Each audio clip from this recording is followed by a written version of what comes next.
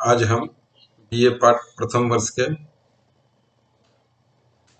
प्रथम पत्र भौतिक भूगोल के बारे में अध्ययन कर रहे हैं, जिसमें हमारा अध्ययन का मुख्य आधार है पृथ्वी की उत्पत्ति कैसे हुई। इस पर हम अध्ययन कर रहे हैं।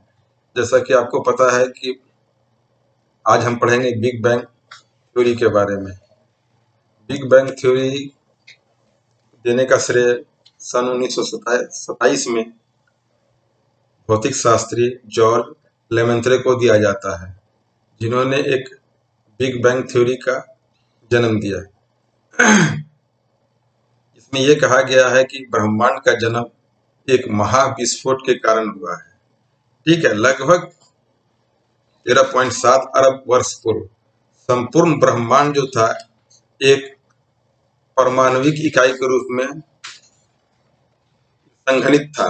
उस समय और स्थान जैसी कोई अस्तित्व में चीजें नहीं थी। ठीक है, इसमें 13.7 अरब वर्ष पूर्व इसमें एक महाविस्फोट से अत्यधिक ऊर्जा का उत्सर्जन हुआ, जिसमें हर समय 10 से 24 सेकंड में यह धमाका दुगुना बड़ा होता गया।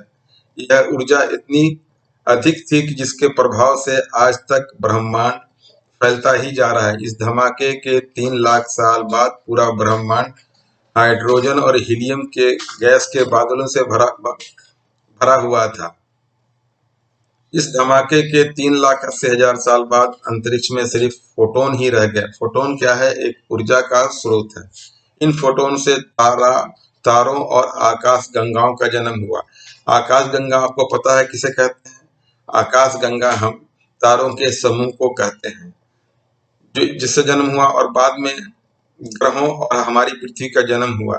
इसी सिद्धांत को हम महाविस्फोटक यानी बिग बैंग का सिद्धांत कहते हैं। ठीक है, बिग बैंग मतलब महाविस्फोट। धमाके के साथ एक बहुत बड़ा विस्फोट था, जिसमें यह दावा किया गया कि ब्रह्मांड सबसे पहले एक विशाल और भारी गोला था, जिसमें एक समय के बाद बहुत जबरदस्त धमाका हुआ। इस धमाके से होने से कई टुकड़े जो है अंतरिक्ष में फैल गए और धीरे धीरे तारों और ग्रहों के रूप में इन्होंने आकार ग्रहण किया। यह सिद्धांत प्रसिद्ध वैज्ञानिक अल्बर्ट आइंस्टीन के प्रसिद्ध सामान्य सापेक्षवाद, जिसको बोलते हैं सामान्य सापेक्षवाद के सिद्धांत पर आधारित था। इस समय इस सिद्धांत की आलोचनाओं को अनसुना कर दिया गया। सन 1929 में एडविन हबल ने लाल विवेचन रेडशिफ्ट के सिद्धांत के आधार पर पाया कि ब्रह्मांड लगातार फैल रहा है। इस ब्रह्मांड की आकाश गंगाएं तेजी से एक दूसरे से दूर जा रही हैं। इस सिद्धांत के अनुसार पहले आकाश गंगाएं एक दूसरे के पास रही होंगी और इसमें भी पहले एक दूसरे के और अधिक पास रही होंगी। यह सिद्धांत अल्बर्ट आइंस्टीन के अनंत और स्थैतिक ब्रह्मांड के विपरीत था। निरीक्षण से यह निष्कर्ष निकला कि ब्रह्मांड ने एक ऐसी स्थिति को जन्म लिया जिसमें ब्रह्मांड का सारा पदार्थ उच्च तापमान और घनत्व पर एक ही स्थान पर केंद्रित था। इस स्थिति को गुरुत्विक अपूर्वता या ग्रेविटेशनल सिंगुलैरिटी कहा गया है। ग्रेविटेशनल सिंगुलैरिटी मतलब एक ही जगह पे था। ठीक है, उस समय इन पदार्थों में ग्रेविटी अधिक थी, मतलब बहुत ज्यादा थी ग्रेविटी, माने उसमें आकर्षण बल बहुत अधिक था। दूसरी यह संभावना थी कि फ्रेड होयल का स्थायी स्थिति मॉडल, जिसमें दूर होती आकाश गंगाओं के बीच हमेशा नए पदार्थों की उत्पत्ति का प्रतिपादन था। दूसरे शब्दों में आकाश गंगाएं एक से दूसरे से दूर जाने पर जो खाली स्थान बनता है वहां नए पदार्थों का निर्माण होता है। संभावना के अनुसार मोटे तौर पर ब्रह्मांड हर समय एक जैसा ही रहा होगा।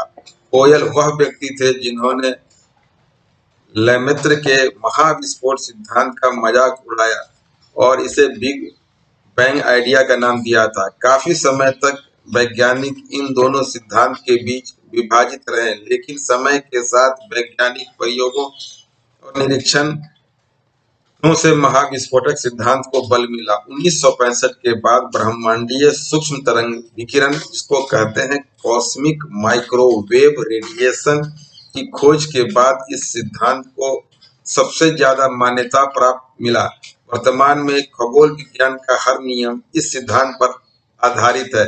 इसी सिद्धांत का विस्तार है।